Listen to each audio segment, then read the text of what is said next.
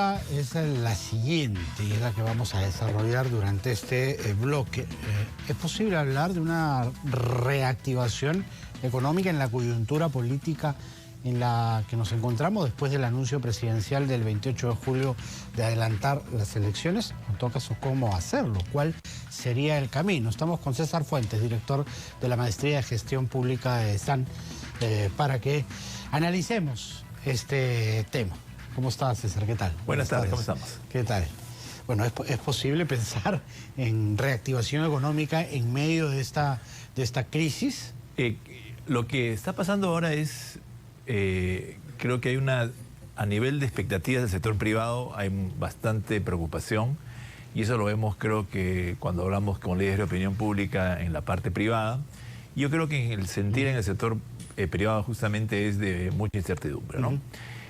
Con incertidumbre uno además jala la rienda, incertidumbre, ¿no? Por lo general, probablemente algunos proyectos de inversión privados van a comenzar a meditarse.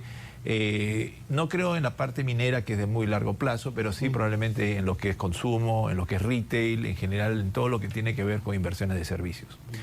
Y la función ahora en esta coyuntura, tanto creo que del Ministerio de Economía y Finanzas como del Banco Central, es tratar de que diríamos, esa tendencia a disminuir las inversiones privadas, que creo que está ocurriendo, se modifique con lo que podemos hacer a nivel de Estado, ¿no? Que es una política, yo creo que de inversión pública que está en camino, y quizá, aunque eso es un tema un poco más difícil, tratar de trabajar en algo en temas de menor reducción de tasa de interés de referencia del Banco Central. Podemos ser optimistas porque la inversión pública está por debajo incluso de los índices del año anterior.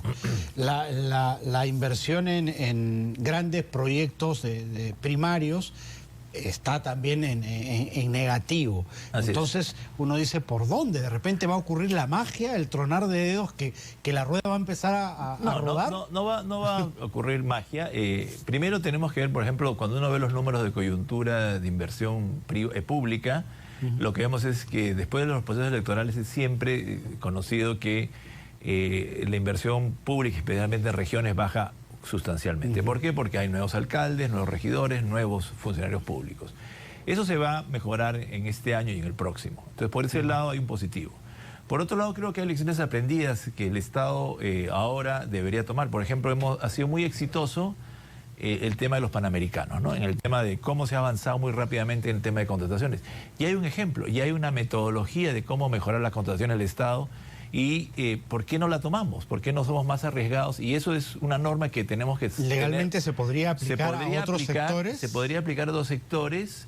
¿Por qué? Porque justamente esa es la norma de la OCDE, que nosotros queremos ingresar en la OCDE, por ejemplo, en el año 2021. Entonces, claramente, si ya tenemos el esfuerzo, hemos hecho la metodología, tenemos funcionarios que ya conocen esta metodología, ¿por qué no hacer lo mismo en temas que hoy están trabados, ¿no? El tema del metropolitano, el tema de inversión pública en general. Entonces acá hay una lección aprendida del norte, ¿no? Que está efectivamente, la reconstrucción del norte es un tema que llama a gritos a decir, si hemos sido exitosos en el Panamericano, ¿por qué no hacemos la metodología? Tenemos a la gente que lo ha hecho, y ya tenemos la capacidad, tenemos las técnicas, tenemos los técnicos, ¿por qué no avanzar y ser más agresivos? Había incluso una propuesta, no sé si en serio o un poco en sorna desde el Congreso, de nombrar a Carlos Neuhaus como una especie de zar de la reconstrucción, ¿no? Para que finalmente destrabe esos candados que no la permiten yo creo avanzar. Que la experiencia de Carlos Neuhaus es sumamente importante. Nos dice una cosa, que si hay capacidad política y si hay realmente gasto y si hay realmente recursos, se puede hacer. Y miren, contra todo pronóstico, es un éxito el Panamericano. ¿Por qué no hacemos lo mismo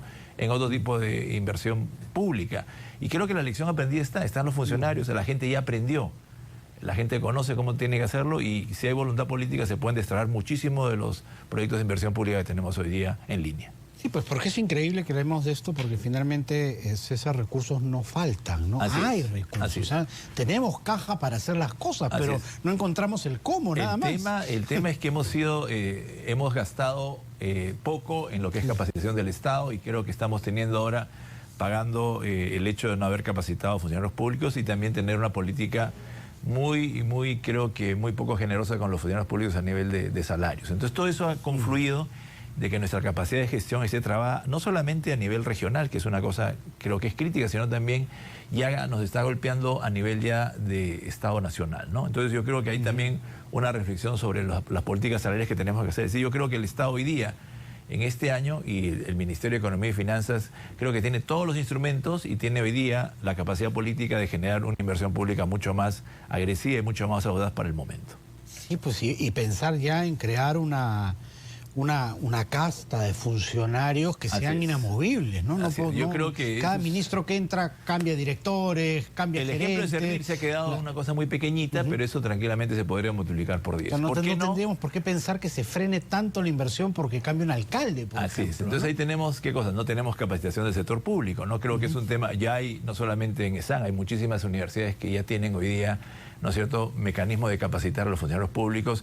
Y si es una política de Estado que está trabando la inversión pública, ¿por qué no hacerlo? Estamos en este tema ya hace muchísimos años y creo que no hay una búsqueda siempre de tener, ¿no es cierto?, las cuentas en claro, que está bien, pero hoy día capacitación es urgente, no solamente a nivel regional, sino también a nivel nacional. Sí, además los candados que se pusieron, que hacen lenta el tema de la inversión, tampoco nos garantizaron transparencia ni honestidad, ¿no? Hemos visto que igual se las ingeniaron para robar. Yo creo que lo más importante es trabajar hoy día mecanismos de transparencia. Hay experiencia, por ejemplo, lo que se llama hoy día manejo de fondos de inversión, donde garantizan, ¿no es cierto?, que estos fondos de inversión sean más transparentes, donde haya comités de inversión, donde haya comités de auditoría.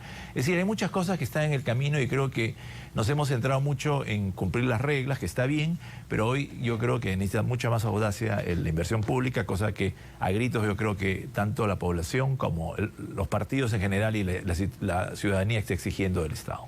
¿Qué tan avanzado está el plan de inversión pública? Yo creo que los temas de inversión siempre son lentos por el proceso largo del proceso de contratación y selección, que es natural.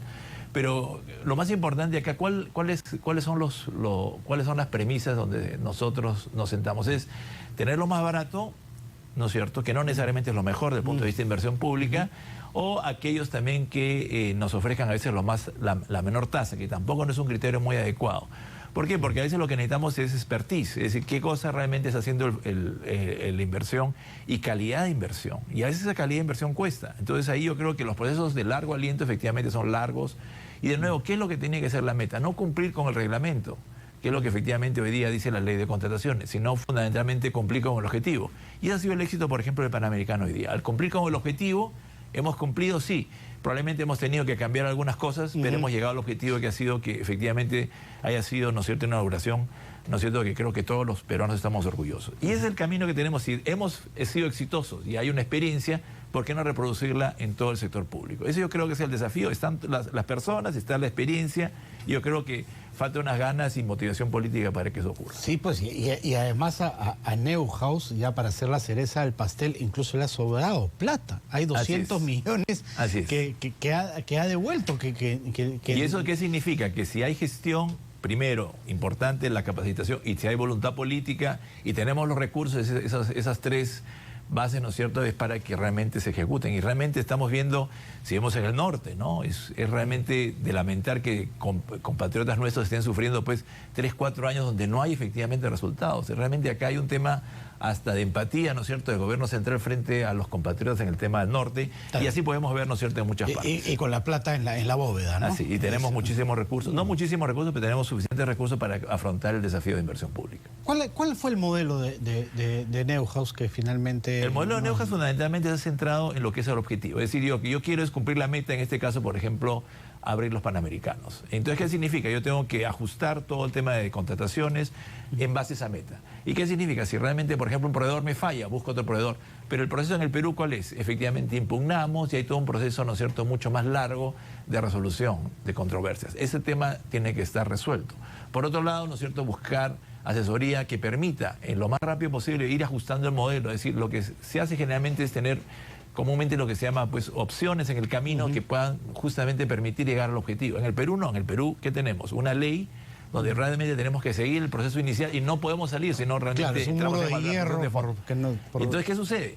Eso significa que también tenemos que adecuar, ¿no es cierto?, los mecanismos de Contraloría, los mecanismos de sanción, etcétera. Es decir, hay una revisión también del sector público que es urgente hoy día, porque lo más lamentable es que tenemos los recursos, tenemos, yo creo que gestores, el modelo de gestión estuvo diseñado para frenar la inversión pública. Ya no es necesario. Creo que tenemos que ser mucho más audaces en ese tema y el gobierno tiene todos los instrumentos para hacerlo. ¿Podemos ser optimistas entonces? Yo creo que tenemos que ser optimistas. En el Perú no podemos ser pesimistas por diseño. Perfecto. Muchísimas gracias, César, por haber estado aquí. Muchas gracias. César Fuentes ha estado con nosotros en nuestro bloque económico.